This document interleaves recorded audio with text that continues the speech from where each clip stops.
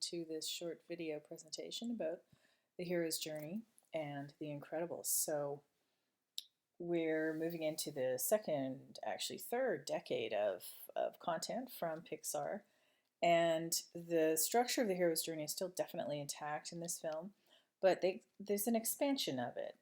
It's definitely there. You can see most of the stages. I'd argue that you'd see 11 of them. But we start with the hero, and we kind of have the hero morph into the family, the community, a more of a communal um, protagonist force, group of people going forward. So it's kind of more contemporary. It fits the co-viewing appeal of Pixar, but still using this structure very clearly. So the ordinary world kind of has two layers. So we start with some historical footage of the time when superheroes were super. They were respected and everybody loved them.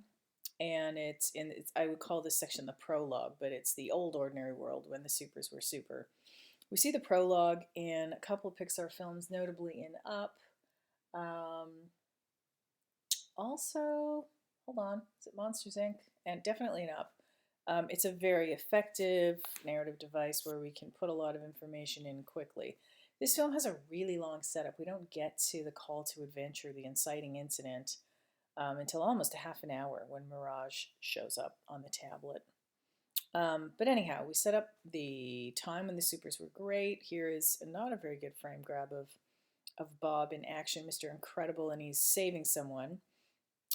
He's saving someone who doesn't want to be saved, and then that actually is part of the downfall of the supers. But here he is, being super. And in the early section of the film, we also meet Elastigirl, and they have a brief interaction, joking about seeing each other later, and we find out that they're going to get married. So quick setup, but like I said, the saving of this person was unwanted, and a whole bunch of things go wrong for the supers, and basically they kind of get shut down.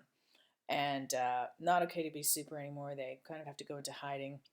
And so the real Ordinary World, or Ordinary World Part 2, in the fictive present of the film, is 15 years later from the prologue, where Bob is not behaving like a superhero. He's hiding his superness.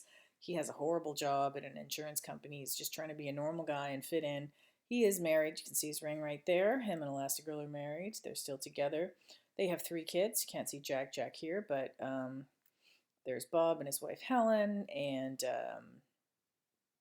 Dash and Violet. Jack is no doubt sleeping.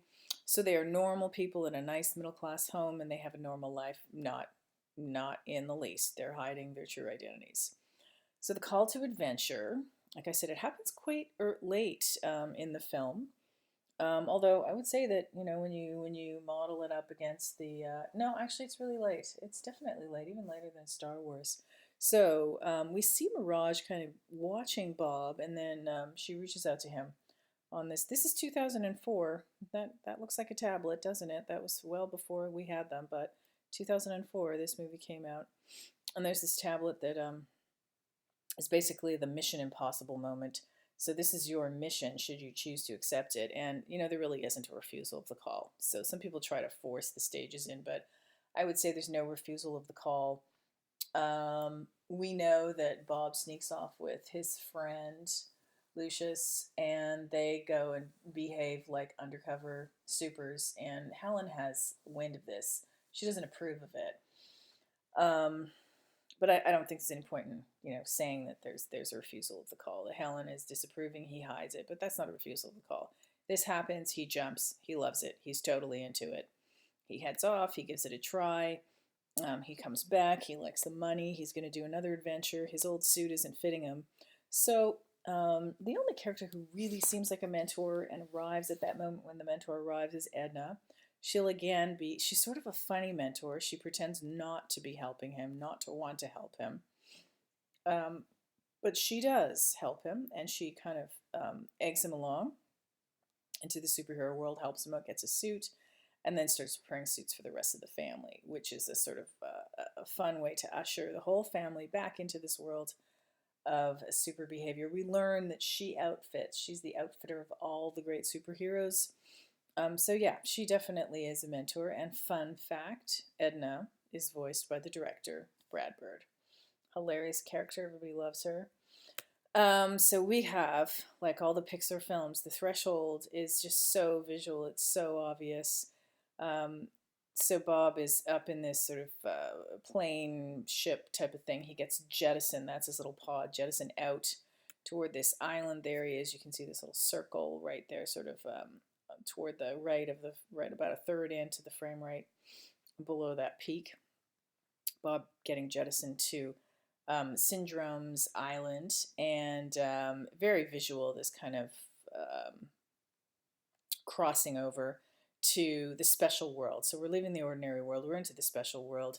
This is a second time when Bob comes back, and there's this long tube kind of train pod that he goes through with Mirage. So very clear visual, like all Pixar films crossing the threshold.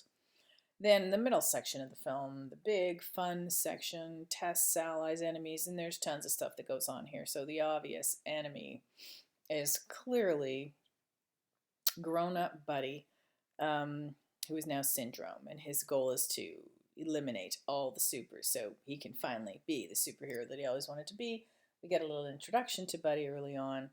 Mirage is an interesting character. She lures Mr. Incredible in. There's sort of hints that maybe there's some kind of attraction between them that allows Helen to get jealous, but that's not it at all. But then she becomes an ally later on, and she's essential in helping the Incredibles get off the island and go and save everybody in Metroville.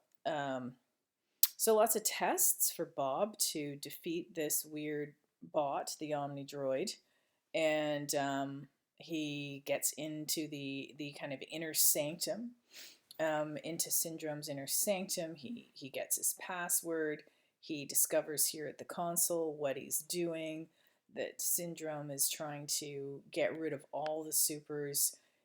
He knows that he's after him. He's going to be after Elastigirl. This is bad indeed. And he's, you know, his first big test before the big crossing is to defeat this Omni Droid that has AI and just gets better with each fight. Now I'm jumping ahead in the story quite a bit, but I'm also jumping back because there's 3 caves here. So there's 2 literal caves. So just like there's always a very literal, oops, whoa, I'm going the wrong direction, folks. There's always a very literal threshold crossing here, this passing over to the special world. There's always a cave in a Pixar film. So this cave happens a little bit early on in the test section, and he sees all the bones of those who have been killed before him. And for a moment here, Syndrome thinks he's actually killed Bob, but he hasn't. So we're in a deep, dark cave with skeletons and stalactites and stalagmites. And then later, when his family arrives on the island, they're in a cave. It's always a cave. Look at that cave. But conceptually, for Bob, who starts out as the hero in the story, the innermost cave for him is when he's captured by Syndrome and listens to his family being what he thinks is killed. So that's the low point of the film, to use the terminology that the folks at Pixar use in terms of their story development. This is the low point for Bob. This is his innermost cave. He's been captured. All the supers will be killed, and his family's dead. But of course they're not. And this is a wonderful moment where Bob becomes quite inactive and passive, and in a classic kind of hero's journey that often doesn't happen, his family jumps in and they kind of take over. So we kind of switch the focus over to them, and they kind of save the day so that they can save Bob, and then all of them together defeat Syndrome, right? So this is part of the supreme ordeal for Bob. He thinks his family's dead. They're falling out of the plane now. Part of the supreme ordeal, part of his innermost cave moment. But it's all this beginning of this big fight with Syndrome, and this is where the kind of the focus of the hero switches to the community, to the family, and the wife and kids take over. So there's, you know, a fun section where The kids get mentored by Helen. She goes off on her own. She leaves them in the cave. There's these great moments where they get to use all their superpowers. And just before Syndrome takes off to Metroville, he does capture them all. They're all together here. And the supreme ordeal is defeating a Syndrome and escaping from his island because, of course, he thinks he's got them. And he's going to take the Omni Droid and try and destroy Metroville, but at the last moment, save the day fictitiously so that he can be the big superhero. And there's the Omni Droid back in Metroville, and Syndrome, of course, shows them on the screen what's going on back at home. And then he takes off and leaves them unable to help. But of course, they are able to help because the reward, or the seizing of the sword, is the whole family together again, not sad and depressed about hiding who they are, but using their powers, working together, and being incredibly super. Being, this is their destiny as a family. And they're back at it, and they're having a great time, and they're happy. So then, of course, the road back, well, there you go, look at them. They're heading back. They have to go home. Syndrome's already there with the Omni Droid, and they need to get back and save everybody and bring Syndrome down for once and for all. He, of course, thinks that they're stuck on the island, and he doesn't know that Mirage, who Syndrome turned on, has now turned on him and is going to be a helpful ally instead of an enemy. But how do you get back? Well, they have no way of getting back, but they figure out a way to use the rocket, and there's Elastigirl holding the vehicle down, and the rest of the family's inside, using the rocket to send them back to Metroville. So this is the opposite of the threshold crossing earlier on. We're going the opposite direction. Again, a big passage, and in some versions of the hero's journey, this is the second crossing. So there's sort of moments where the resurrection and the return with the elixir, they're kind of intertwined, but of course there's a resurrection figuratively of the superheroes, and this is a moment where the citizens of Metroville clap, they appreciate them. All of this anti-super stuff is going to just go away for good. And the family being together, being able to use the superpowers is the elixir, right? So that's the return of the supers is the elixir. But there's, a number of almost deaths. So the families, there's like sort of a false ending where we think all is good, but Syndrome's actually captured Jack. So Jack's saved moments before he looks like he's going to die. He turns into a devil. It's kind of cool. He's resurrected. He's saved. The supers as a whole are resurrected. But then there's this wonderful moment when we've got both these resurrection of them defying death. They're in this mushroom cloud explosion. But Violet finally has come around and figured out how to do the force field. And she protects the family. They should have died, but they didn't. So there's your resurrection. And of course, what is it that helps them survive this? It's the ability to be together again as a family, and also to be a superhero family. So that's the elixir. And what does that bring? Well, we go back 3 months later, and this is the opposite of the prologue. Or sorry, no, not at all. Bookending of the prologue, where in the prologue it was the time of the supers. The ordinary world was the suppression of the supers, and now we're back with the supers being who they are. Violet's got this newfound confidence. She's going to go out on a date. The family's all together again, and Dash is allowed to finally run. So all is good. They're all having a good time, and that's where the story ends.